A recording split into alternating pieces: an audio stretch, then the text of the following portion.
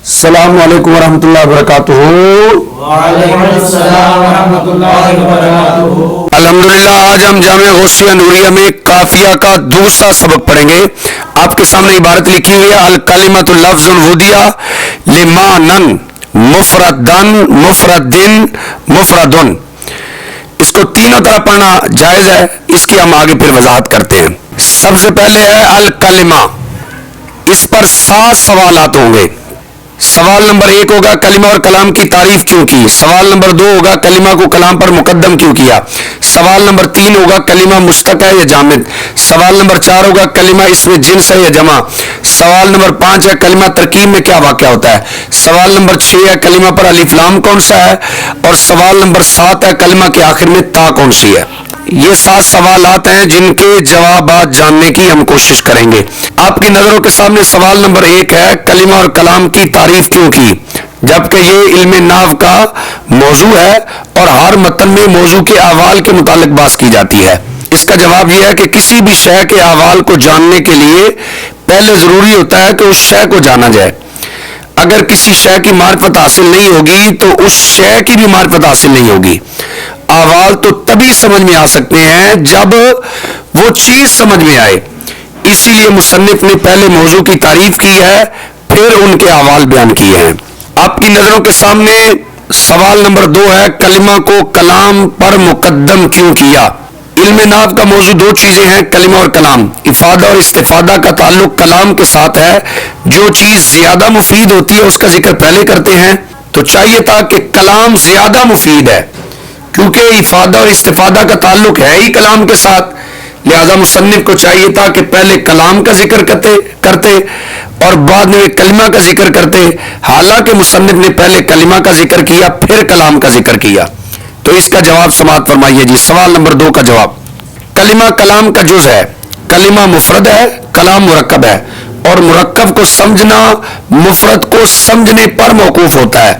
اگر طبعاً دیکھا جائے تو موقوف علیہ موقوف سے پہلے ہوتا ہے، یعنی جس چیز پر کسی کو سمجھنا موقوف ہو طبی طور پر وہ پہلے ہوتی ہے، اور جس چیز کو سمجھا جانا ہو وہ بعد میں ہوتی ہے۔ طبعاً موقوف علیہ مقدم ہوتا ہے، اس کو وضعاً بھی مقدم کر دیا تاکہ وضع طبع کے مطابق ہو جائے۔ سوال نمبر 3 ہے کلمہ مشتق ہے یا جامد۔ تو سوال نمبر 3 کا جواب سماعت فرمائیے۔ جمہور نحات کے نزدیک یہ مستقل کلمہ ہے، نہ یہ کسی سے مشتق ہوتا ہے اور نہ اس سے کوئی مشتق ہوتا ہے، لہذا یہ جامد ہے۔ بعض نحویوں کے نزدیک یہ مشتق ہے اور اس کا مشتق منہ کلمن ہے۔ کلمن کے ساتھ اس کی مشابہت لفظی بھی ہے اور معنوی بھی ہے۔ لفظی مشابہت کاف لام میم کلمن کے اندر بھی ہیں اور کلمہ کے اندر بھی ہیں، اور معنوی مشابہت کلمن کا معنی ہے زخمی کرنا۔ بعض باتیں بھی ایسی ہوتی ہیں جو زخمی کر دیتی ہیں، جیسے مولا علی پاک کا فرمان ہے جراحات السنان العاتیہ ولا یلتام ما جرح اللسان، تلوار کے زخم بھر جاتے ہیں لیکن زبان کے زخم نہیں بھرتے۔ سوال نمبر 4 ہے کلمہ اسم جنس ہے یا جمع۔ سوال نمبر 4 کا جواب سماعت فرمائیے۔ کلمن کے متعلق بصری اور کوفیوں کا اختلاف ہے کہ یہ اسم جنس ہے یا جمع۔ بصری کہتے ہیں یہ اسم جنس ہے جس کا اطلاق قلیل و کثیر دونوں پر ہوتا ہے، یہی وجہ قرآن کریم میں مذکور ہے الیہ یصعد الکلم الطیب۔ اگر یہ جمع ہوتا تو الکلم کی صفت الطیبہ آتی، تو لہذا کلم کی صفت طیب آنا اس بات کی دلیل ہے کہ یہ اسم جنس ہے۔ کوفی کہتے ہیں کہ یہ جمع ہے، اس میں جنس نہیں ہے، اور اس کا اطلاق ما فوق الاسنین 2 سے زائد پر ہوتا ہے، کم پر نہیں ہوتا۔ رہی بات الطیبوں کی صفت ہونے کی، تو وہ کلمن کی صفت ہے ہی نہیں، بلکہ اس سے پہلے لفظ بعد و معذوف ہے، یہ اس کی صفت ہے۔ سوال نمبر 5 یہ کلمہ ترکیب میں کیا واقع ہوتا ہے۔ تو سوال نمبر 5 کا جواب یہ ہے کہ الکلمہ معرفہ ہے، اس کے بعد لفظ نکرہ ہے۔ پکا قاعدہ ہے کہ معرفہ کے بعد نکرہ آ جائے تو وہ ترکیب میں مبتدا خبر بنیں گے۔ اگلا سوال ہوگا کہ مبتدا اور خبر میں مطابقت نہیں ہے، اس کی بات ہم لفظ کی بات میں کریں گے۔ سوال نمبر 6 ہے کلمہ پر الف لام کون سا ہے۔ تو اس جواب کو جاننے کے لیے ضروری ہے کہ سب سے پہلے آپ کو الف لام کی قسمیں بھی آتی ہوں۔ تو تو ابتداً الف لام کی دو قسمیں ہیں، الف لام اسمی، الف لام حرفی۔ الف لام اسمی کون سا الف لام ہوتا ہے؟ وہ الف لام جو الذی کے معنی میں ہوتا ہے اور اس میں فاعل اور اس میں مفعول حدوثی پر آتا ہے، اس کو الف لام اسمی کہتے ہیں۔ جیسے آپ کی نظروں کے سامنے لکھا ہوا ہے الداربو، یہ الذی داربا کے معنی میں ہے، اور المدروبو یہ الذی دوریبا کے معنی میں ہے۔ اور الف لام حرفی وہ الف لام جو الذی کے معنی میں نہیں ہوتا، جیسے الزید، جو الزید پر الف لام ہے یہ الذی کے معنی میں نہیں ہے۔ آگے پھر حرفی کی دو قسمیں ہیں، زائدہ اور غیر زائدہ۔ الف لام زائدہ وہ الف لام ہوتا ہے جو مدخول کے معنی میں زیادتی نہ کرے، جیسے النعمان۔ اب جو نعمان ہے اگر اس پر الف لام داخل ہو یا نہ ہو اس کا معنی وہی رہے گا، اس کے معنی میں کوئی تبدیلی نہیں کرے گا۔ اور الف لام غیر زائدہ وہ الف لام ہے جو اپنے مدخول کے معنی میں زیادتی کرے، جیسے الرجل پر جو الف لام ہے یہ اس کے معنی میں زیادتی کرتا ہے۔ رجل کا معنی اور الرجل کا معنی دونوں میں فرق آ گیا ہے۔ غیر زائدہ کی پھر دو قسمیں ہیں، لازمی، عارضی۔ لازمی اور وہ الف لام جو اپنے مدخول سے جدا نہ ہو، جیسے اس میں جلالت سی پر جو الف لام آتا ہے نا اللہ، اس میں جلالت سی پر جو الف لام آتا ہے یہ اس سے جدا نہیں ہوتا۔ اور عارضی وہ الف لام ہے جو اپنے مدخول سے جدا ہو سکتا ہے، جیسے زیدن بھی پڑھتے ہیں اور الزیدو بھی پڑھتے ہیں۔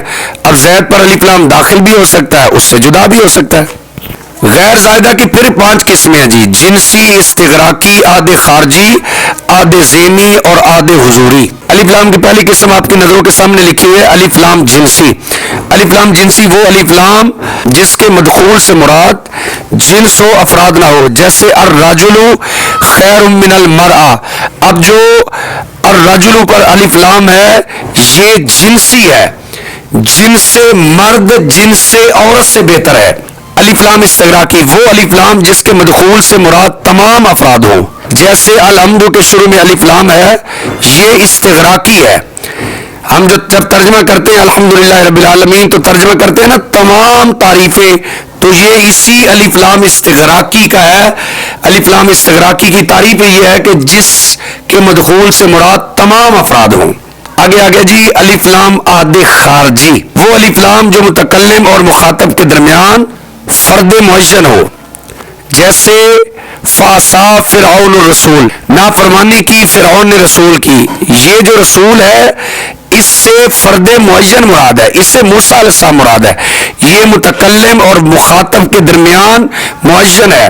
الرحمن پر جو الف لام ہے یہ الف لام آد خارجی کا ہے، کیونکہ اس سے مراد معین ذات رب کی ہے۔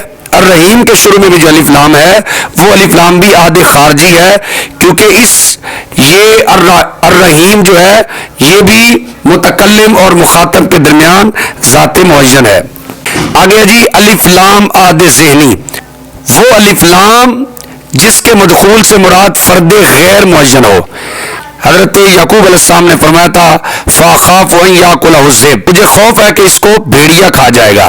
اب جو الذئب پر الف لام ہے یہ الف لام آد ذہنی ہے، اس سے مراد فرد معین نہیں ہے کہ کون سا بھیڑیا کھائے گا۔ اگر اس سے مراد فرد معین ہو تو وہ ہوتا ہے آد خارجی، اور اگر فرد معین نہ ہو تو وہ ہوتا ہے آد ذہنی۔ آد حضوری وہ الف لام جس کے مدخول سے مراد وہ فرد ہو جو موجود ہو، جیسے الیوم اکملت لکم دینکم۔ اب یہاں پر جو یوم پر الف لام آیا ہے نا یہ الف لام ہے آد حضوری، آج کے دن میں نے تمہارے لیے تمہارا دین مکمل کر دیا۔ یہ جو الف لام ہے نا الیوم پر یہ الف لام آد حضوری ہے۔ اب تعریفات جب آپ نے پڑھ لی تو ہم نے دیکھنا ہے کہ الکلمہ پر الف لام کون سا ہے۔ بعض ناوی کہتے ہیں کہ یہ الف لام ہے جنسی، استغراقی نہیں، آد خارجی نہیں ہو، استغراقی یا آد خارجی نہیں ہو سکتا، کیونکہ وہ کہتے ہیں ضابطہ یہ ہے کہ تعریف جنس کی ہوتی ہے افراد کی نہیں ہوتی۔ اگر استغراقی یا آد خارجی ہو تو تعریف افراد کی لازم آئے گی جو کہ جائز نہیں ہے۔ اور بعض ناوی کہتے ہیں کہ یہ منطقی ضابطہ ہے، ناوی قاعدہ نہیں ہے، ناوی حضرات اس قاعدے کو نہیں مانتے، لہذا یہاں پر الف لام آد خارجی بھی ہو سکتا ہے، کیونکہ یہاں کلمہ سے مراد خاص کلمہ ہے، یعنی ناوی کلمہ مراد ہے جو ناویوں کی زبان پر جاری ہوتا ہے. سوال نمبر 7 ہے کہ کلمہ کے آخر میں تا کون سی ہے؟ تو اس کا جواب یہ ہے کہ کلمہ کے آخر میں تا وحدت کی ہے. اب پھر اعتراض ہوا کہ اگر کلمہ کے آخر میں تا وحدت کی ہے اور اس کے شروع میں الف لام جنس کا ہے، شروع میں الف لام جنس کا، آخر میں تا وحدت کی، تو اعتراض ہوا الف لام جنس اور تا وحدت میں تضاد ہے، کیونکہ الف لام جنس کثرت پر دلالت کرتا ہے اور تا وحدت کلمہ کے ایک ہونے پر دلالت کرتی ہے. وحدت و کثرت میں تضاد ہے. جواب یہ ہے کہ وحدت کی 3 قسمیں ہیں: شخصی، ایک شخص اور ایک فرد ہونے پر دلالت کرے، نوعی جو ایک نوع اور قسم ہونے پر دلالت کرے، جنسی جو ایک جنس ہونے پر دلالت کرے. وحدت شخصی میں تضاد ہے لیکن جنسی اور نوعی میں تو کوئی تضاد نہیں ہے، لہذا یہاں پر جو تا ہے یہ شخصی نہیں ہے، جنسی یا نوعی ہے. آگے ہے جی لفظ. پہلے لفظ کی صرفی تحقیق سماعت فرما لیں. لفظ صیغہ اس میں مصدر باس، اس میں مصدر ثلاثی مجرد، صحیح اسباب ضرب یضرب. لفظ کا لغوی معنی الرمی پھینکنا. عقلاً اس کی 4 صورتیں بنتی ہیں. نمبر 1 لفظ ہو اور من الفم ہو، جیسے زید قائم. اب یہ لفظ بھی ہے اور منہ سے بھی ہے. لفظ ہو من غیر الفم ہو، جیسے موبائل، کمپیوٹر وغیرہ، اس کی جو آواز ہے آپ اس کو مثال بنا سکتے ہیں کہ وہ لفظ تو ہے لیکن منہ سے نہیں ہے. غیر لفظ ہو اور من غیر الفم ہو، جیسے لفظت الراجۃ الدقیقہ، چکی نے آٹا پھینک دیا. اب یہ لفظ بھی نہیں ہے اور منہ سے بھی نہیں ہے. چوتھی اس کی صورت ہے غیر لفظ من الفم ہو، جیسے اکلت التمرۃ ولفظت النواۃ، میں نے کھجور کھائی اور گٹلی پھینک دی. لفظ کی اصطلاحی تعریف ما یتلفظ بہ الانسان، جس کا انسان تلفظ کرے، قلیلاً کان او کثیراً، وہ تھوڑا ہو یا زیادہ، موضوعاً کان او محملاً، وہ موضوع ہو یا محمل، حقیقتاً کان او حکماً، وہ حقیقی ہو یا حکمی ہو، مفرداً کان او مرکباً، وہ مفرد ہو یا مرکب ہو. ما یتلفظ بالانسان کے شروع میں جو ما ہے یہ تعمیم کے لیے ہے. وہ موضوع ہو، محمل ہو، مفرد ہو، مرکب ہو، تھوڑا ہو یا زیادہ ہو، حقیقی ہو یا حکمی ہو، یہ سب کو شامل ہے. پھر اعتراض ہوا آپ کی تعریف جامع نہیں، یہ تو ان پر سچی آتی ہے جو انسان تلفظ کرے. اس سے کلمات الہیہ، کلمات ملک اور کلمات جن نکل گئے. جواب تعریف میں اگرچہ بالقوہ کی قید مذکور نہیں ہے لیکن ملحوظ ضرور ہے. اب معنی یہ ہوگا لفظ وہ جس کے تلفظ کرنے کی قوت و صلاحیت انسان میں ہو، اور یہ بات حقیقت ہے کہ کلمات الہیہ، کلمات جن و ملک کے تلفظ کرنے کی طاقت انسان میں ہے. لفظ ترکیب میں کیا واقع ہوگا؟ لفظ سے پہلے ہے الکلمہ. الکلمہ ہے معرفہ اور لفظ ہے نکرہ. پکا قاعدہ ہے کہ معرفہ کے بعد نکرہ، جب معرفہ کو بنائیں گے مبتدا اور نکرہ بنے گا اس کی خبر. پھر اعتراض ہوا مبتدا اور خبر میں تو مطابقت ہوتی ہے، یہاں تو مطابقت ہی نہیں پائی جا رہی. الکلمۃ لفظۃ آنا چاہیے تھا، یہ الکلمۃ لفظ آیا ہے، مطابقت نہیں پائی جا رہی. تو اس کا جواب سماعت فرمائیے. مطابقت کے لیے چند چیزوں کا ہونا شرط ہے. خبر اس میں مشتق یا اس میں منصوب ہو تو مطابقت شرط ہوتی ہے.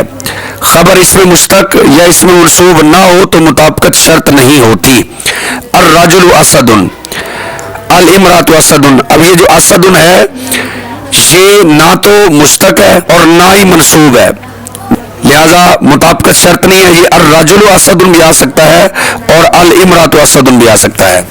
نمبر 2، مطابقت تب شرط ہوتی ہے جب خبر اس میں تفضیل مستعمل بمن نہ ہو. اگر خبر اس میں تفضیل مستعمل بمن ہو تو مطابقت شرط نہیں ہوتی. جیسے الصلاۃ خیر من النوم.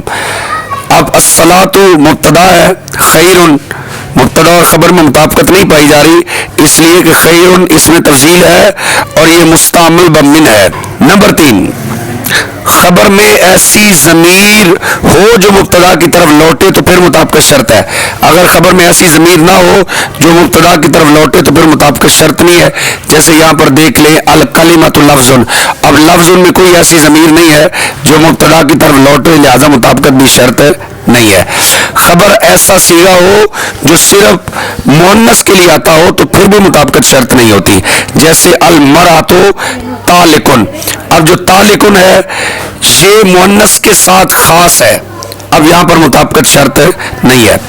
خبر ایسا صیغہ ہو جو مذکر اور مؤنث دونوں کے لیے برابر ہو تو وہاں پر بھی مطابقت شرط نہیں ہوتی. جیسے الرجل جریء بھی آ سکتا ہے، الامرأۃ جریء بھی آ سکتا ہے.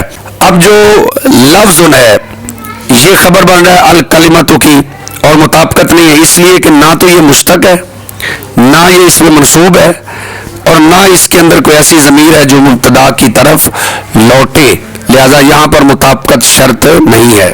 مانن کی صرفی تحقیق. مانن کے اندر تین احتمالات ہیں. یا تو مانن مانوج المضروب کے وزن پر ہے، اس میں مفعول کا صیغہ ہے، یا مانن مصدر میمی ہے، یا مانن اس میں ظرف ہے.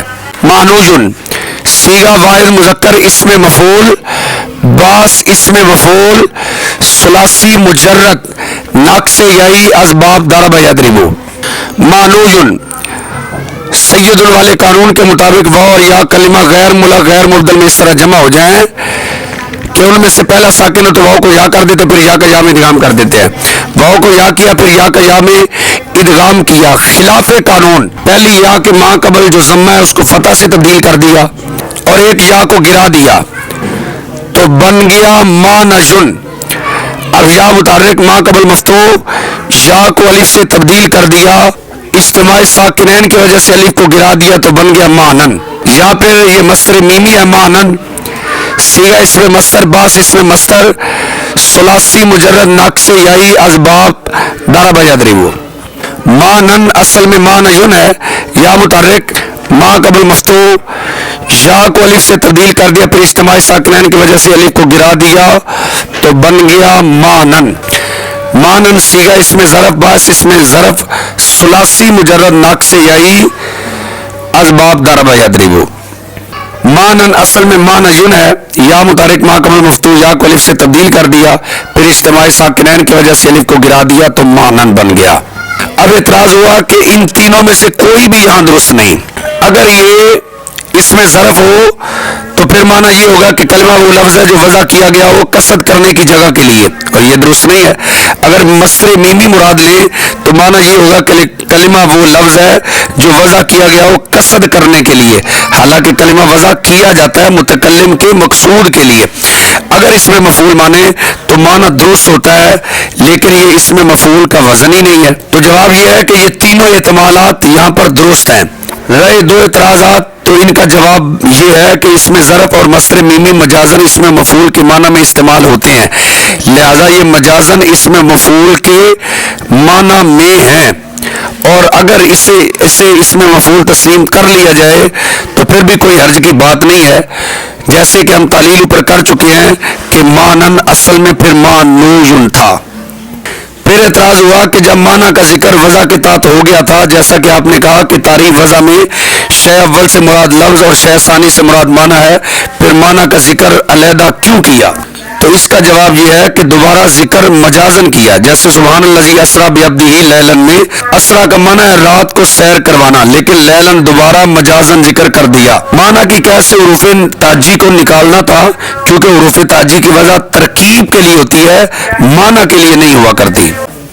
مفرد ان کی صرفی تحقیق. صیغہ واحد مذکر اس میں مفعول، باس اس میں مفعول، ثلاثی مزید فی غیر ملک بربائی بے حمزہ وصل، صحیح اسباب افعال اکرام.